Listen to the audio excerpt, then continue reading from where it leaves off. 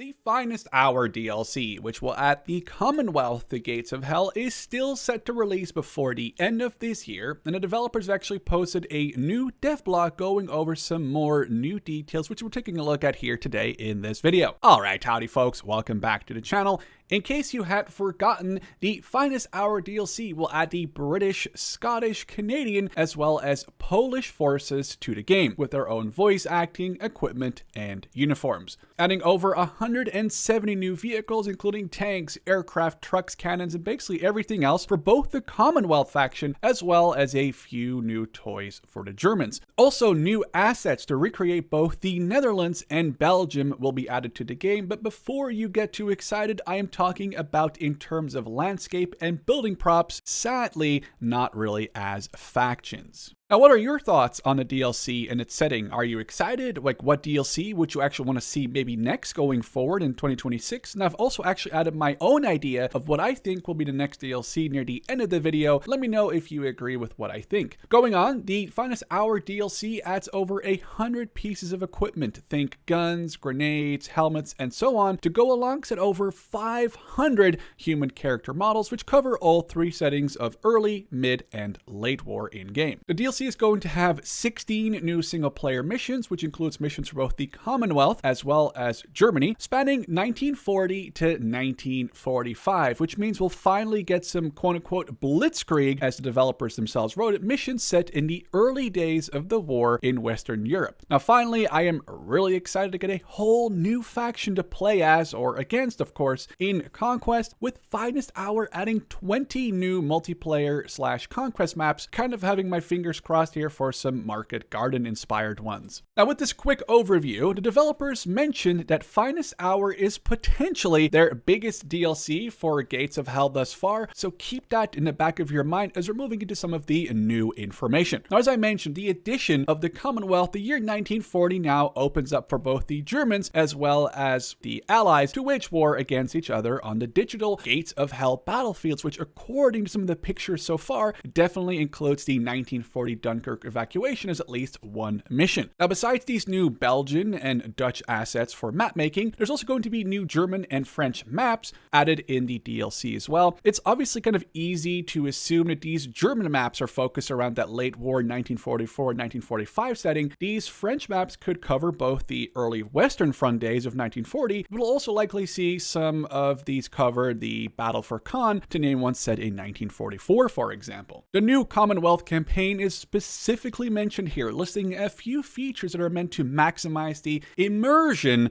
through 20 minutes of both in-game and even pre-rendered cinematics, 40 motion captured animations characters will use during cutscenes, as well as what they say is a smoother transition between a cinematic ending and a gameplay session beginning. The 12 German and Soviet campaign missions in the original Ostfront release for Gates of Hell had around 450 voice lines. Here the developers state that they have over 570 voice lines for just 7 missions in the new Commonwealth campaign. And while I do not dislike the idea of more immersive features like these voice lines or the cinematics, it's not something that I'm specifically looking to get out of Gates of Hell. But of course, in the end, I am pretty excited to see what they have cooked up for us here, and honestly, some of these images look very crisp. In terms of the gameplay, the average mission playtime is roughly 45 to 60 minutes, as they say here, but I do wonder, is that on normal with Fog of War off? Are we talking hard or hardcore with Fog of War on? I'm kind of already getting nightmares just thinking about playing Hetero Hell, one of the missions from the Liberation DLC, just after release on hard with Fog of War on, which took, I think, about 2.5 to 3 hours to get done in co-op. It further mentions here that there will be gameplay or story events happening, quote, frequently to keep missions dynamic, which I'm not sure what that exactly might mean. Maybe you're gonna have to like rescue some person who's stuck on the battlefield, or some vehicle has to be repaired, but I haven't really delved much into that further at all here. Furthermore, also there are going to be some historical characters showing up, as well as there are going to be about roughly 10 or so secret or hidden objectives. For these historical characters. Maybe we're talking like General Rommel as he pushes into France in 1940 is maybe going to be a character, or Montgomery as we're doing some market garden scenarios. A couple of ideas, but maybe you have someone that you think will be here in the DLC as a historical character. Let me know down what you think. In terms of multiplayer, Finest Hour will add several weapons and vehicles that will only be available in multiplayer. These are probably vehicles or units that fall kind of outside of the time that the campaigns take place in. Perhaps something like the Centurion tank, though I do hope that we get these in Conquest, even if just for a ton of points. For now, the developers have confirmed that Finest Hour only covers the Western Front, which means that some vehicles that are iconic in the Commonwealth arsenal, such as the Crusader tanks, will not be seen in the campaign. While they were seen in North Africa, to just name one theater, by the time the Allies actually landed in Normandy in 1944, the tank was just no longer considered to be effective against the newest German tanks, such as the Panther or Tiger, and probably rightfully so. However, in multiplayer, the Crusader tanks will be available in both mid and late war, as well as making an appearance in Conquest. So we do have some units that are going to be limited, maybe just to multiplayer or Conquest. As long as they're available somewhere and not just heart-locked to the editor, I am super okay with that. I do strongly believe that we will see a North African theater DLC in the future, perhaps with, say, the addition of the Italian forces as a faction, seeing as so far these faction DLCs like Talvisota for the Finnish,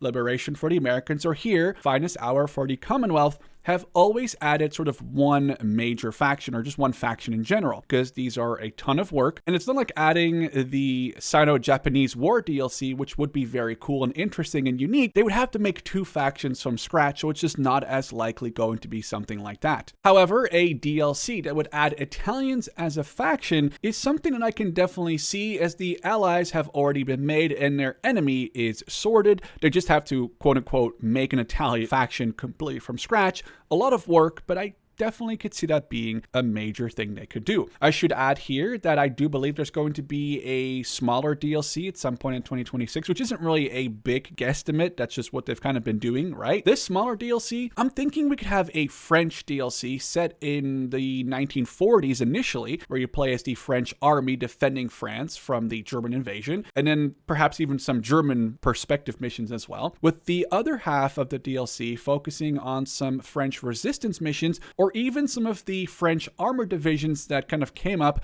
after the D-Day invasion, trying to help liberate the rest of France. Finally, closed beta testing for Finest Hour began just a few weeks ago, so they are obviously working on getting this DLC ready to go, and the official store page as well as a trailer are both to be released soon. I'll make sure to cover those all as they go live, so make sure to keep your eyes peeled for those. Now, what are your thoughts regarding future DLCs, or even just what are you thinking about the Finest Hour DLC so far and what you've seen from it? As always, thank you for watching, and I'll catch you in the next one.